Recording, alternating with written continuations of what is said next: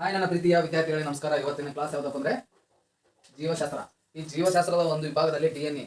ಈ ಡಿಎನ್ಎ ಮೇಲೆ ಅನೇಕ ಬಾರಿ ಕ್ವಶನ್ ಆಗಿದೆ ವಿದ್ಯಾರ್ಥಿಗಳೇ. ಪಿಸಿ ಇಂದ ಡಿಸಿ ವರೆಗೂ ಕೂಡ ಕ್ವಶನ್ ಆಗಿದೆ. ಪೊಲೀಸ್ ಕಾನ್ಸ್ಟೇಬಲ್ ಡಿಸ್ಟ್ರಿಕ್ಟ್ ಕಲೆಕ್ಟರ್ ವರೆಗೂ ಕೂಡ ಕ್ವಶನ್ ಆಗಿದೆ. ಯಾಕಂದ್ರೆ ಈ ಒಂದು ಜೀವಶಾಸ್ತ್ರ ಸ್ಪರ್ಧಾತ್ಮಕ ಒಂದು ಎಕ್ಸಾಮ್ ಅಲ್ಲಿ ತುಂಬಾ ಇಂಪಾರ್ಟೆಂಟ್ ಟಾಪಿಕ್ ವಿದ್ಯಾರ್ಥಿಗಳು. ಯಾಕಂದ್ರೆ ಅತಿ ಹೆಚ್ಚು ಪ್ರಶ್ನೆಗಳು ಸೈನ್ಸ್ ಮೇಲೆ ಆಗುತ್ತವೆ. ಅದರಲ್ಲಿ ವಿಜ್ಞಾನದಲ್ಲಿ ಒಂದು ಜೀವಶಾಸ್ತ್ರದ ಒಂದು ವಿಭಾಗದಲ್ಲಿ ಬಯೋಲಜಿ ಮೇಲೆ ಜಾಸ್ತಿ ಕ್ವಶನ್ ಆಗುತ್ತೆ ವಿದ್ಯಾರ್ಥಿಗಳೇ, ಬಯೋಲಜಿ ಮೇಲೆ.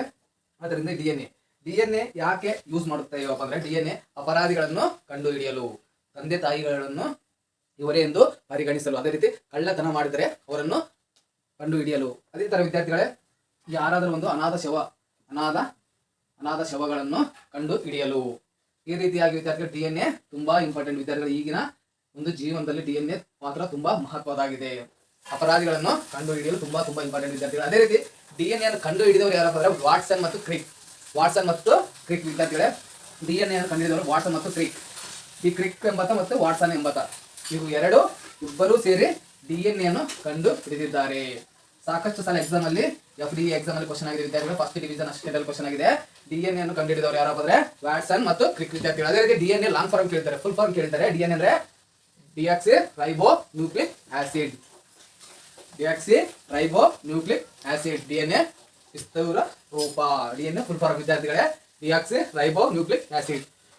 ಅದೇ ರೀತಿ ವಿದ್ಯಾರ್ಥಿಗಳೇ, ಡಿಎನ್ಎ ಅಣುವನ್ನು ನೀಲನಕ್ಷೆ ಎಂದು ಕರೆಯುತ್ತೇವೆ. ಇದು UPSC ಅಲ್ಲಿ ಕೇಳಿದ್ದಾರೆ. UPSC union public service commission, IS ಮತ್ತು IPS, ಇಂಡಿಯನ್ ಪೊಲೀಸ್ ಸರ್ವಿಸ್ ಮತ್ತು ಇಂಡಿಯನ್ ಅಡ್ಮಿನಿಸ್ಟ್ರೇಟಿವ್ ಸರ್ವಿಸ್ ಎಕ್ಸಾಮ್ ಅಲ್ಲಿ ಕೇಳಿದ್ದಾರೆ. ಡಿಎನ್ಎ ಅಣುವನ್ನು ಏನೆಂದು ಕರೆಯುತ್ತೇವೆ ಅಂದರೆ ನೀಲನಕ್ಷೆ ಎಂದು ಕರೆಯುತ್ತೇವೆ. ಅದೇ ರೀತಿ ವಿದ್ಯಾರ್ಥಿಗಳೇ, ನಮ್ಮ ಒಂದು ಕಾಯ್ದೆಗಳು ಸಂವಿಧಾನದಲ್ಲಿ ಅನೇಕ ಕಾಯ್ದೆಗಳಿವೆ. ಆದರೆ ಒಂದೇ ಕಾಯ್ದೆಯನ್ನು ನೀಲನಕ್ಷೆ ಎಂದು ಕರೆಯುತ್ತೇವೆ. ಅದು ಯಾವುದಪ್ಪ ಅಂದ್ರೆ 1935ರ ಭಾರತ ಸರ್ಕಾರದ ಕಾಯ್ದೆಯನ್ನು ನೀಲನಕ್ಷೆ ಎಂದು ಕರೆಯುತ್ತೇವೆ.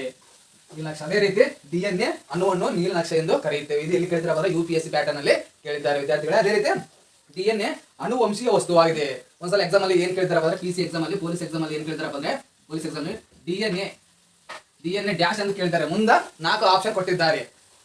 ಅನುವಂಶೀಯ ವಸ್ತು ಅಲ್ಲ ಅಥವಾ ಹೌದು, ಇಲ್ಲಕಂದ್ರೆ ಇದು ಯಾವುದೇ ವಸ್ತು ಅಲ್ಲ, ಇದೊಂದು ಬ್ಯಾಕ್ಟೀರಿಯಾ.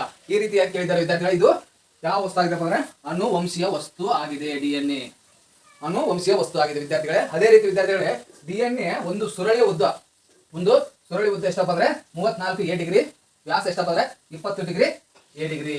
ಇದು ಕೇಳಿದ್ದಾರೆ ಎಕ್ಸಾಮ್ ಅಲ್ಲಿ, AS ಎಕ್ಸಾಮ್ ಅಲ್ಲಿ ಕೇಳಿದ್ದಾರೆ ವಿದ್ಯಾರ್ಥಿಗಳೇ. Karnataka administrative service.